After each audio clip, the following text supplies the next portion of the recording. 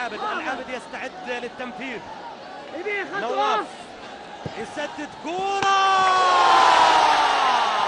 جول! يا لعيب يا لعيب يا نواف. نواف العابد كرة ثابتة من مسافة بعيدة يسجل الهدف السادس. سداسية هلالية نصف درجة الآن. نواف العابد يسجل الهدف السادس في صالح الهلال، وسداسية سبق أن سجل الهلال في مرمى الشعلة تعود مرة ثانية، والتاريخ يعود وليذكر بذلك الزمان. وهدف من مسافة بعيدة من جانب نواف العابد، هدف سادس لمصلحة الهلال. 6 أهداف هلالية. شوف الهدف مرة ثانية لنواف العابد.